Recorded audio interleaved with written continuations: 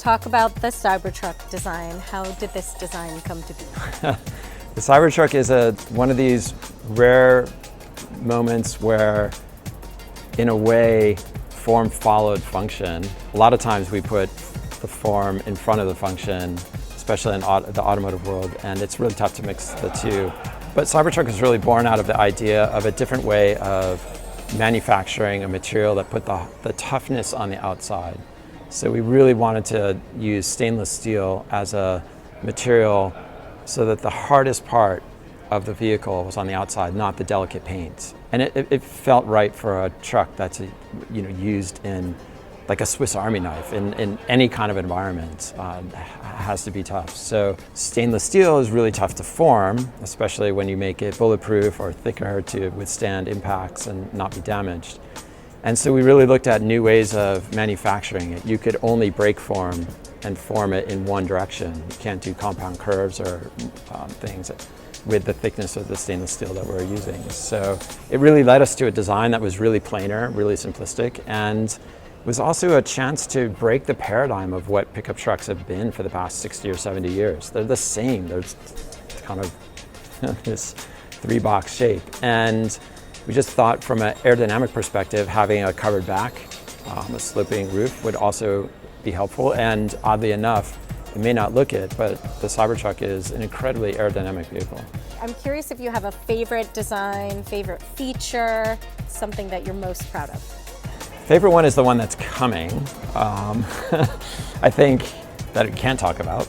I'm really excited about Cybertruck. I think this vehicle has the chance to be something really radical in a pretty normal space. So I'm looking forward to that shakeup and seeing them out on the street. And it's incredibly functional. It's not just the way it looks. It's as functional as any of its competitors, if not more. And so I think people use it in ways that we can't even expect, and it'll be great to see how that plays out.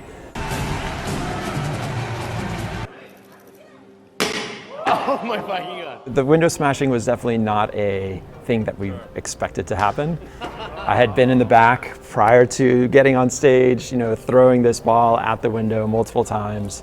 It didn't break, and we showed video proof of that. But that moment was a little bit of a heart drop. But at the end of the day, it actually ended up being something really special. And I think after the fact, when I was talking with the people in the audience, they're like, "That was supposed to happen, right?"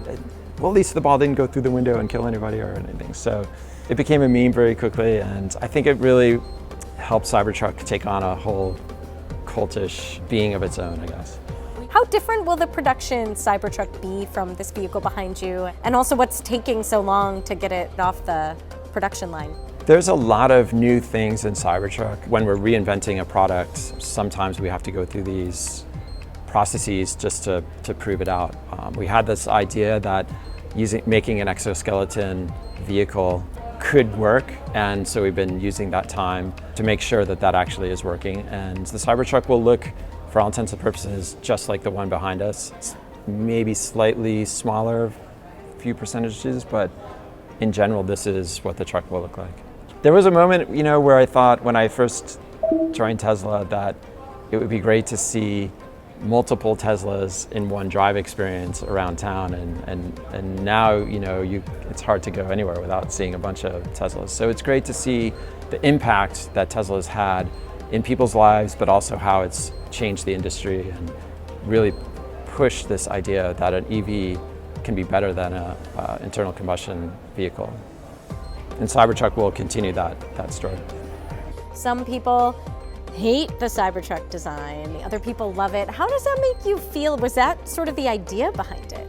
It wasn't the idea behind it. I think it was just about making, again, the form follows the function, and creating something that's different and taking a chance and being bold, but still being safe and functional and hitting all the attributes for what a pickup truck should be. And there's no reason why you can't change the recipe. There are a lot of unique features on Teslas, like the door handles, for example. Why does Tesla decide to push the boundaries on small features like that?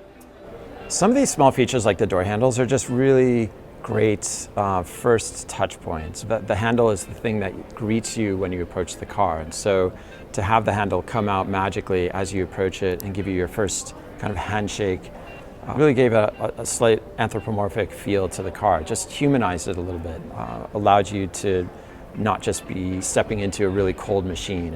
It was a warming gesture. And it's also very aerodynamic to not have door handles hanging out in the wind on the side of the car. So we combine those kinds of things. Tesla isn't beholden to what's been done in the past, and we're always trying to push the boundaries and deliver on a promise of something fun, something enjoyable, and something that you would love to own and tell your friends about.